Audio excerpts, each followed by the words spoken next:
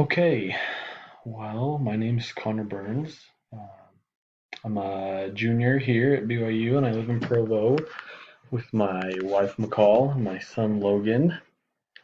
Here is my presentation for the home buying case study. So a little background for us. I decided to do this presentation about 4-ish years in the future when I'm finished with PA school. So at that point, I'll be about 26 and work as a physician assistant. I like to hike, love national parks, and just being outside with my family. My wife McCall will be 28 at that point. She'll be a stay-at-home mom.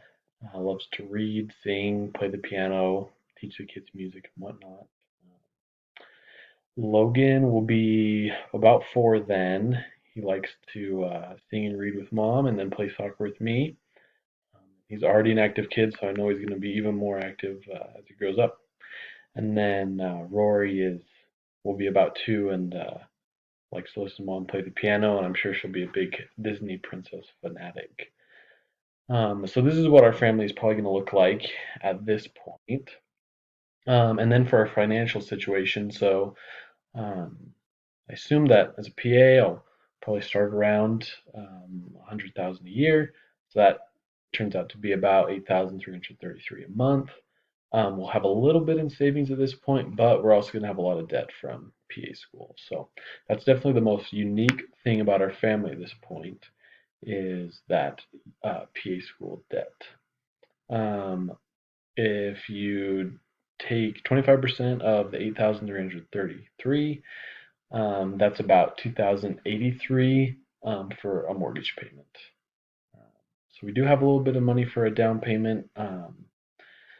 But we're looking for a smaller mortgage payment to minimize that as much as we can so that we can maximize how much student debt will pay off. So we're looking for something that can easily fit our family, 3 bedrooms, 2 bathrooms, open floor plan, whatnot. So our dream home is this is the one I found. Um, this one is quite a bit bigger than we would need, but this would allow us to grow into it, which is really nice. A big yard to play outside is great, plenty of space, a big basement, it's awesome. For almost 450,000, that puts the monthly payment right at about that $2,000, maybe a bit higher. And then for a modest home, this one is quite a bit smaller, but still the 3 bedrooms, 2 bathrooms for our family. It would fit us good. Probably not a lot of room as we continue to build our family, but a good sized yard. There's a little swimming pool, which would be fun. Monthly payment's quite a bit lower for this one. So this is probably what our budget will look like at that point. I specifically did it so that every dollar of income was budgeted out somewhere. There's none left over. So tithing and donations, of course, the first thing is at 10%. Taxes will probably be just below that. You can see here that we have our long-term and short-term savings to save up for the future. Um, our groceries, we put at 800. Usually we don't spend too much. That might be a good generous amount, but with more kids coming, it's probably good to have that higher amount. I put that mortgage and or rent right at 2,000. That's about the 25% of the income. And then you can see there utilities, transportation. I've right now budgeted out $1,000 a month for PA school debt payment, um, and then the other categories you can see. Um, so we want to have a plan for an emergency fund and down payment. Our goal will definitely be to have at least a 3-month emergency fund, and you can see that there as the 25,000. And so we would want to attribute about 600 per month towards that, and that would get us there in about 40 months. And then for the down payment, we'd want to have 45,000. That's at least 10%. It's not ideal at 20%, but still a good down payment. And if we saved $800 a month, that would get us there in about 56 months. So this is what our mortgage would look like for the dream home. If we were to do the 30-year, obviously our payment would be a lot smaller. but the interest percent would be a little bit higher. For the 15 year there, the bottom one, it would be a little bit higher, much higher than we had budgeted out at $2,500 a month, but with a smaller interest rate. And this it was as if we had that down payment of 20%, which is something that would take us longer to save up for, but would give us the benefit of not paying the mortgage insurance.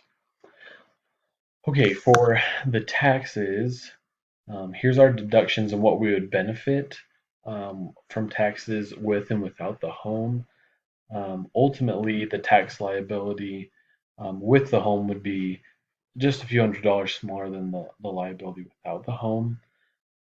Overall, that's probably not enough to benefit us if we were to get our dream home.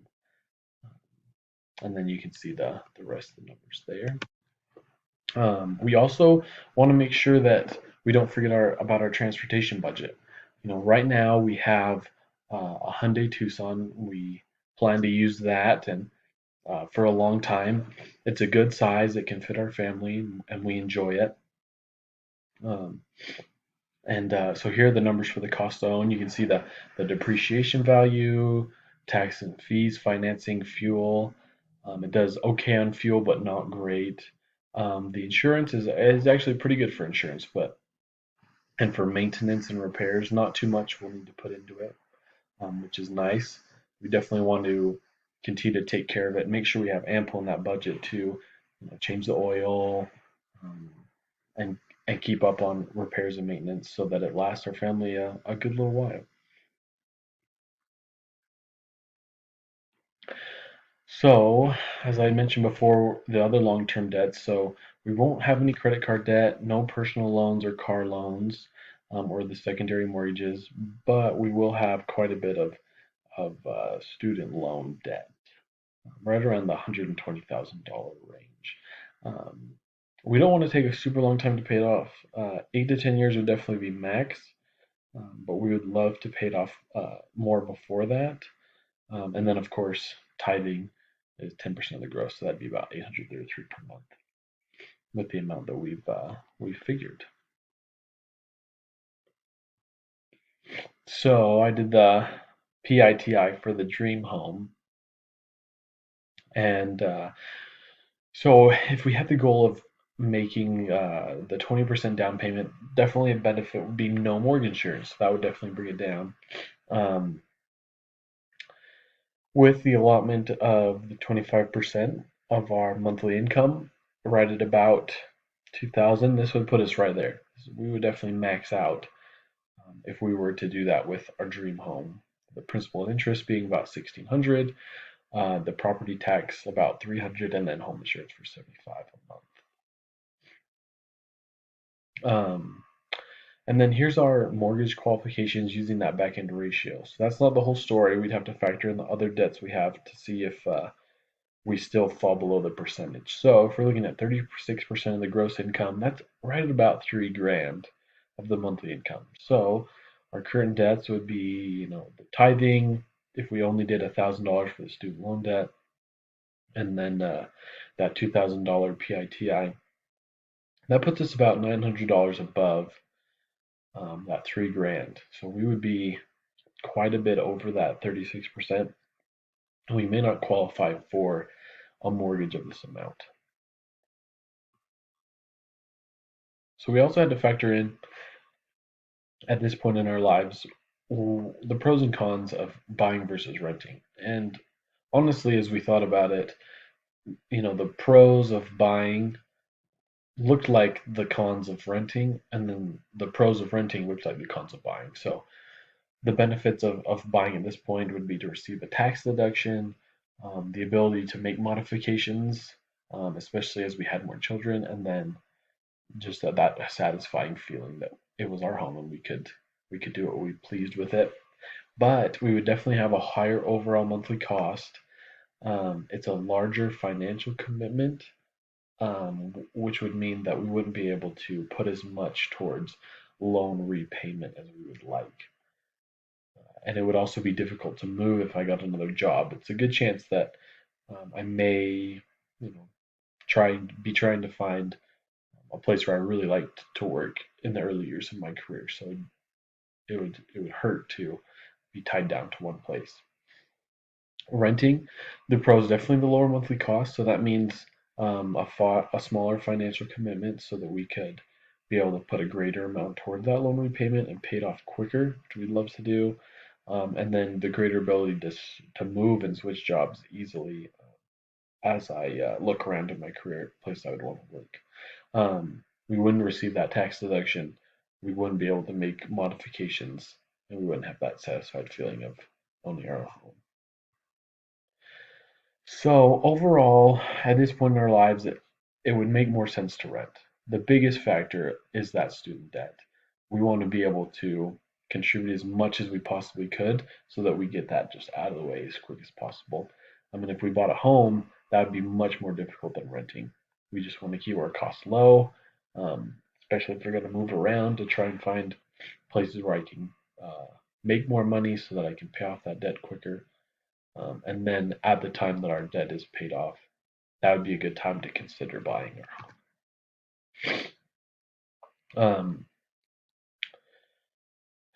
Another thing to think about, especially when buying a home, is the interest you'll pay or that we would pay on our 15 years instead of our 30-year loan. So I plugged it into the calculator, and for that loan term one, that's the 15-year loan, and that one comes out to be not even half of the interest we would pay if we did a 30-year loan. So it would really benefit us to um, have a larger monthly payment so that we, in the end, paid less interest because of the shorter loan term.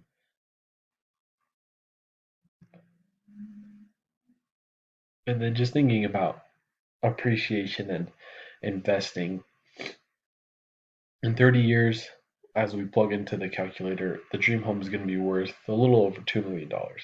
Um, and in our budget, we have about $800 to invest. So if we invest that much each month, um, it would be worth right at about $2,000 as well. So maybe we consider not getting such an expensive home and instead investing more money so that we can uh, have that a part of our um, overall financial situation as we get older. So the best decision for us is to continue to rent. We'll be able to pay off that debt faster, perhaps even give more money towards investing, which in the long run will give us greater gains. Um, and we just don't feel like we may be ready at this point to take on that large of commitment. But it's definitely something in the future. The biggest factor is going to be to eliminate the student debt, and as soon as that's gone, we'll be able to take on a much bigger financial obligation for this home. We really want to be able to save up for a 20% down payment so that we don't have to pay mortgage insurance, so that our monthly payments will be smaller and we'll be more prepared to take on a 15-year loan. Um, we of course want to have our emergency fund of at least 3 months. Moving into our first home, I'm sure there will be stuff to do, and we'll want that as a backup in case something were to happen. We'll want to make our payments to student debt on time so that we keep a nice high credit score to have a lower interest rate. And then even if we could save to buy points, lower our mortgage interest rate, that'd be very beneficial as well.